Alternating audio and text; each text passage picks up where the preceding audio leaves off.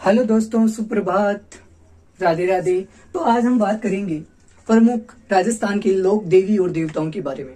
बहुत ही शानदार तरीके से करवाने वाला हूँ। कम से कम आउट ऑफ 50 और 60 क्वेश्चन मैं आपको करवाने वाला हूँ। तो बहुत ही शानदार क्लास होने वाली है। अगर आप वीडियो को देख रहे हो तो एंड तक देखना, आपका रिवाइज होगा। आप भी सोचेंगे कि हाँ, रियल में हमें ये चीजें आती है और ये होनी चाहिए। सारा रिविजन करवाने वाला हूँ। तो फर्स्ट क्वेश्चन देखो आप, पंचपीर में शामिल लोक देवता कौन नहीं है? तो देखो, पंचपीर नाम क्या है? तो 5 देवता पंचपीर में शामिल है। कौन से आपको पता है? एक तो है तेजा जी, सॉरी तेजा जी नहीं है, तेजा जी तो नहीं है कौन कौन से? हड़बुजी, हड़बुजी, हड़बुजी के बाद में कौन? रामदेव जी, रामदेव जी के बाद में मेहाजी मांगलिया, मेहाजी मांगलिया,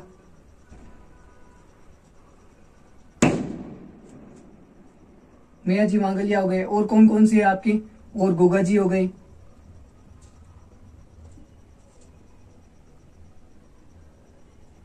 और हड़बुजी के बाद में पाबू जी, एक कौन से आपके? पाबू जी। तो ये पंचपीर आपके है। तो इनमें तेजा जी शामिल नहीं है। कौन शामिल नहीं है? तो आपका क्वेश्चन राइट होगा, तेजा जी। अब देखो, रामदेव जी के बारे में बताता हूँ। देखो, रामदेव जी ऐसे थे जो लोक देवता के साथ साथ क्या थे? कवि भी थे। और इन्होंने कौन सा ग्रंथ लिखा था? 24 वाणियां। कौन सा ग्रंथ लिखा उन्होंने? 24 वाणिया ग्रंथ इनके द्वारा लिखा गया था। और कामड़ जाति के भोपे इनके क्या बांधते हैं? रावण हत्या से इनके क्या बांधते हैं? ब्यावले बांधते हैं। क्या बांधते हैं? ब्यावले बांधते हैं। और फावड़े किसके बांधते हैं? तो वो बांधते हैं हड़बुजी के। तो ये आपको कंफ्यूज नहीं होना है, ठीक है? तो ये चीजें आपको याद होनी चाहिए। और इनकी जो डाली बाई थी वो कौन थी? डाली बाई इनकी धर्म बहन थी। कौन थी? डाली बाई इनकी धर्म बहन थी। और जो कि कौन सी जाति की थी? तो मेघवाल जाति की। इन्होंने जाति पाति का भेदभाव मिटाया था और डाली बाई को अपनी बहन बनाया। तो ये क्वेश्चन भी काफी बार छपते हैं। और इनकी एक शिष्य थी, उनका नाम क्या था? आई माता, जिन्हें हम क्या कहते हैं? आई माता कहते हैं। और आई माता ने कौन सा पंथ चलाया था? नीम के नीचे इन्होंने आयड पंथ चलाया था, नीम के नीचे चलाया था। और इनकी लो से क्या टपकती है? केसर टपकती है। तो ये चीजें आपको याद होनी चाहिए। और इनका मंदिर बिलाड़ा, जोधपुर के अंदर इनका मंदिर स्थित है। फिर बात करते हैं आगे। ये तो पंचपीर की बात हो गई। फिर बात करते हैं राजस्थान का छोटा राम देवरा कौन सा कहलाता है? या किसी छोटा राम देवरा कहते हैं। तो देखो, ये हो जाएगा खुड़ियास, अजमेर के अंदर। छोटा राम देवरा कहाँ पे? राजस्थान का छोटा राम देवरा तो वह है खुड़ियास, खुड़ियास गांव। अब ये खुड़ियास गांव है कहाँ पे? तो ये खुड़ियास गांव है अजमेर के अंदर। कहाँ पे है? अजमेर के अंदर। तो एक क्वेश्चन आपको इनसे देखने को मिलेगा कि अजमेर हो गया, खुड़ियास, खुड़ियास अजमेर के अंदर क्या है? छोटा राम देवरा है। और बड़े की बात करते हैं तो बड़ा राम देवरा कहाँ पे है? जैसलमेर। बड़े राम देवरी की बात करते हैं तो वो कहाँ पे? जैसलमेर के अंदर राम देवरा स्थित है। तो ये चीजें आपको पता होनी चाहिए। फिर बात करते हैं, देखो रूनेचा कहाँ पे? जैसलमेर में। तो ये राम देवरा रूनेचा के अंदर स्थित है। फिर बात करते हैं रामदेव जी की शिष्य जिन्होंने आई पंथ की स्थापना की। मैंने अभी बताया था रामदेव जी को कौन थी शिष्य? आई माता थी। और इनकी जोत से केसर टपकती है। और इनका मंदिर कहाँ पे? आई माता का। तो आई माता का मंदिर है जोधपुर बिलाड़ा, जोधपुर बिलाड़ा के अंदर इनका मंदिर है। जोधपुर बिलाड़ा के अंदर इनका मंदिर है। और इनके ही लो से केसर टपकती है। फिर आगे चलते हैं। फिर बात करते हैं किस लोक देवता को लक्ष्मण का अवतार माना जाता है? देखो, मैं अवतार की बात आती है तो मैं सबको बताऊंगा कि किन देवता को कौन सा अवतार माना जाता है। लक्ष्मण का अवतार किन्हें माना जाता है? तो वो है पाबू जी। किन्हें माना जाता है? पाबू जी। अगर वो पाबू जी की बात आती है तो देखो, मैं पाबू जी की बात बताता हूँ। देखो, पाबू जी क्या मानते हैं? ऊंटों का देवता भी मानते हैं। क्या मानते हैं? ऊंटों का देवता। और पाबू जी को लक्ष्मण का अवतार भी मानते हैं, लक्ष्मण का अवतार भी।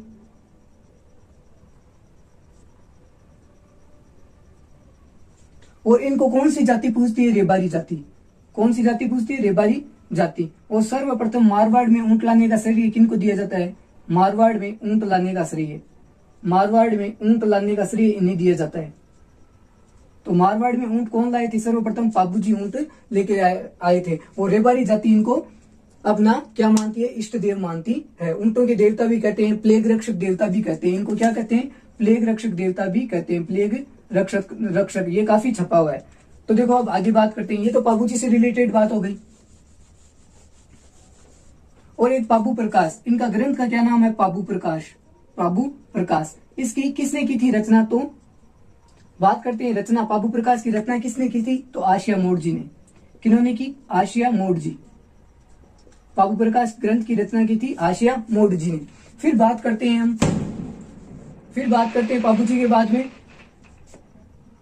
एक आपके आते हैं चार हाथों वाले देवता, चार हाथों वाले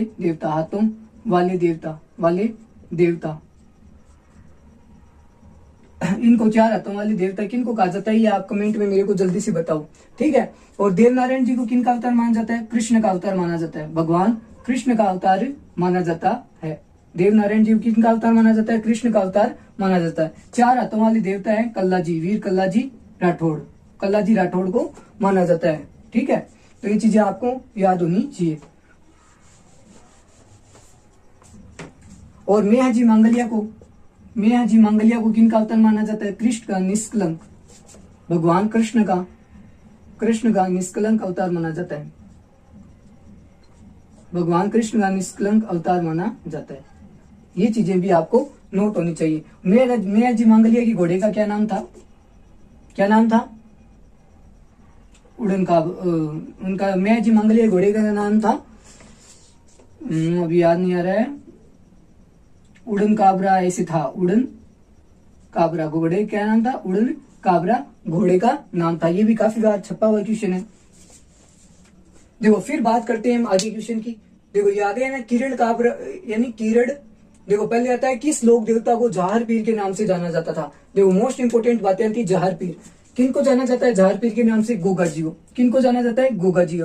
और देवनारायण जी भगवान कृष्ण के अवतार माने जाते हैं। कल्लाजी राठौड़ को चार हाथों वाले देवता भी कहा जाता है, जो कि मेवाड़ के समय युद्ध लड़ा था इन्होंने।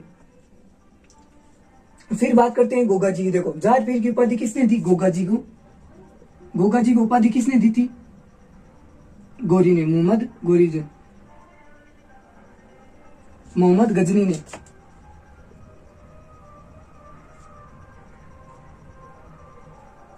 मोहम्मद गजनी ने इनको जहार पीर की उपाधि दी।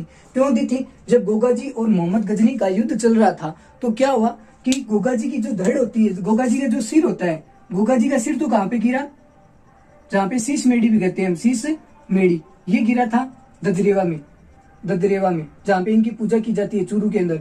और इनका सिर तो यहाँ पे गिर गया था। और धड़ इनका जो धड़ था वो कहां तक लड़ता कहां चला गया, नौहर हनुमानगढ़ तक इन्होंने युद्ध किया, हनुमानगढ़ तक इन्होंने बिना सर के युद्ध किया था।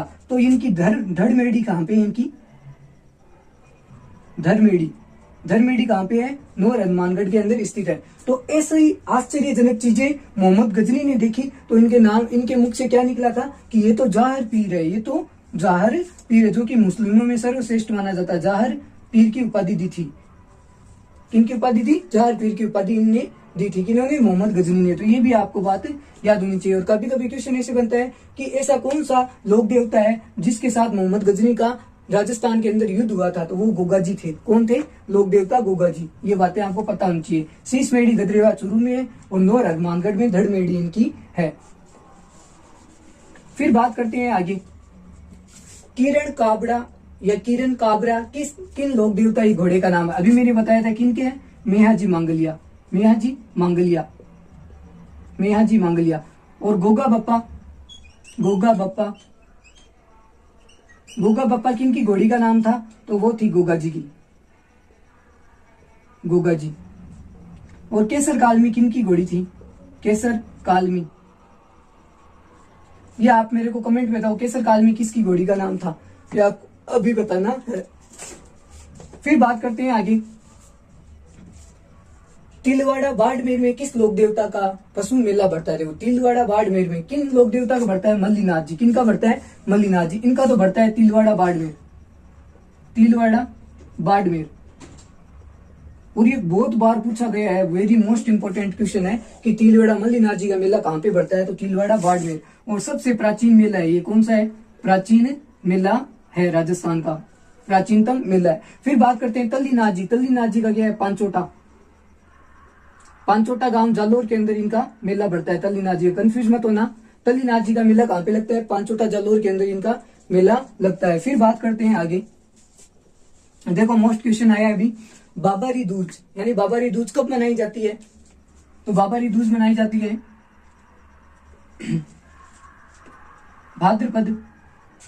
भाद्रपद शुक्ल द्वितीया को बाबा की तीज मनाई जाती है और इस दिन मेला लगता है रामदेव जी का मेला लगता है। और कहां तक चलता है? एकादशी तक इनका मेला चलता है। तो ये बातें आपको पता होनी चाहिए। और रामदेव जी ने किस पंथ की स्थापना की? कामड़िया, जाति पाति का भेदभाव मिटाने के लिए कामड़िया पंथ की स्थापना की थी। और इन्होंने ही सातलमेर के अंदर भैरव राक्षस की क्या की थी? हत्या की थी, मृत्यु की थी और वहां से भैरव राक्षस मुक्त किया था और सातलमेर को अपनी बहन के दहेज में दिया था। और इसका नाम फिर क्या पड़ा? पोकरण नाम पड़ा था। तो ये बातें आपको पता होनी चाहिए। भाद्रपद शुक्ल द्वितीया को रामदेव जी का मेला लगता है, जिसे बाबेरी दूज भी कहा जाता है। और इनकी ध्वजा को क्या कहते हैं? इनकी जो पचरंगी ध्वजा होती है, पचरंगी ध्वजा को क्या कहते हैं? नेजा कहा जाता है। क्या कहा जाता है? नेजा कहा जाता है। 5 रंगों की ध्वजा को क्या कहा जाता है? नेजा कहा जाता है। और इनके जो पवित्र पूजा होती है वो किनकी होती है? पगलिया की होती है। किनकी होती है? पगलिया की। और इनके क्या बांचे जाते हैं? ब्यावले। क्या बांचे जाते हैं? ब्यावले। रावण हत्या वाद्य यंत्र द्वारा। ये कौन सा वाद्य यंत्र? ये तंत्र वाद्य यंत्र। रावण हत्या कौन सा है? तंत्र वाद्य यंत्र है। ये भी बातें आपको पता होनी चाहिए। जो कि बकरी की जो वो होती है, बकरे का आंत या सिर होता है, उस पे मंड के इसको बनाया जाता है। फिर बात करते हैं आगे, कछवाए वंश की कुलदेवी कौन सी है? तो कछवाए वंश की कुलदेवी कौन सी है? आपको पता है कछवाए वंश की कुलदेवी? तो वो है, देखो आराध्य की बात आती है। आराध्य देवी कौन सी है? कछवाए वंश की आराध्य देवी, कछवाए वंश की आराध्य देवी है शीला देवी है, जिनके क्या चढ़ती है? 2.5 प्याले शराब भी चढ़ती है। ये क्वेश्चन काफी बार पूछा गया है। 2.5 प्याले शराब भी चढ़ती है। और इन्हें अन्नपूर्णा माता भी कहा जाता है। इनके भोग लगता है अन्न का, तो अन्नपूर्णा भी इन्हें कहा जाता है। क्या कहा जाता है? इन्हें अन्नपूर्णा माता भी कहा जाता है। कछवाए वंश की कुलदेवी कौन सी है? तो वो है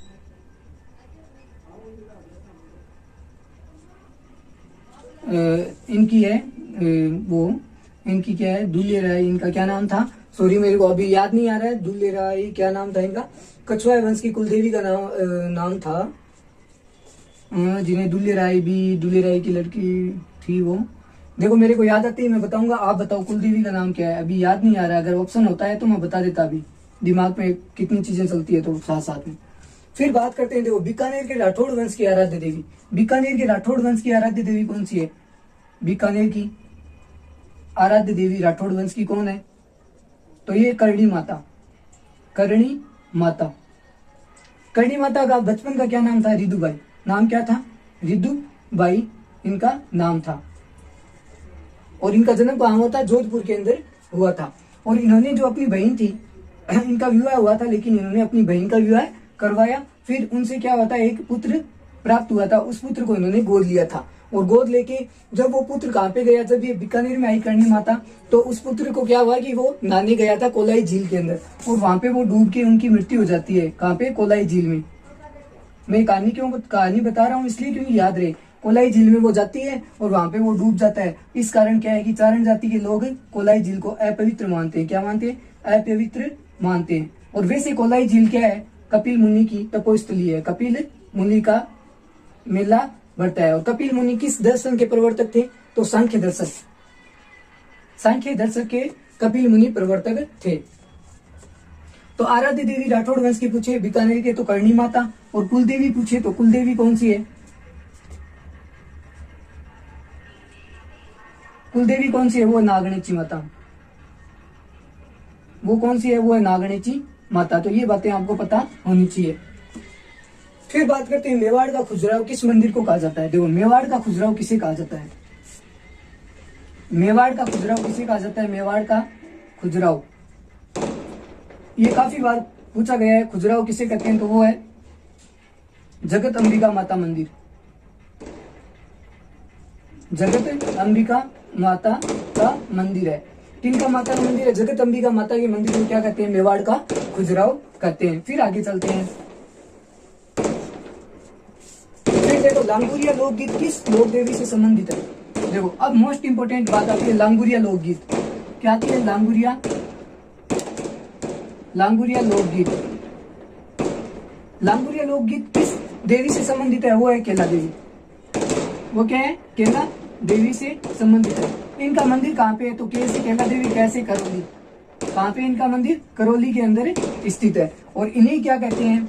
इनका मंदिर कौन सी पहाड़ पर है? तो त्रिकूट पहाड़ पर है। ये काफी कंफ्यूज होती है। त्रिकूट पहाड़ पर इनका मंदिर स्थित है। और त्रिकूट पहाड़ी पे जैसलमेर का, अगर पहाड़ी आए तो पहाड़ी पे कौन सा है किला? वो है जैसलमेर का। वो क्या है? जैसलमेर का किला है। और केला देवी जो माता है उनको यहाँ पे क्या लगता है? लांगुरिया लोकगीत गाया जाता है। काफी पूछा गया कि लांगुरिया लोकगीत कहाँ पे गाया जाता है? तो केला देवी के मंदिर में गाया जाता है। और कहाँ पे मंदिर है? करौली में मंदिर है। त्रिकूट पहाड़ पर स्थित मंदिर है। लांगुरिया गीत इनसे संबंधित है। फिर बात करते हैं आगे।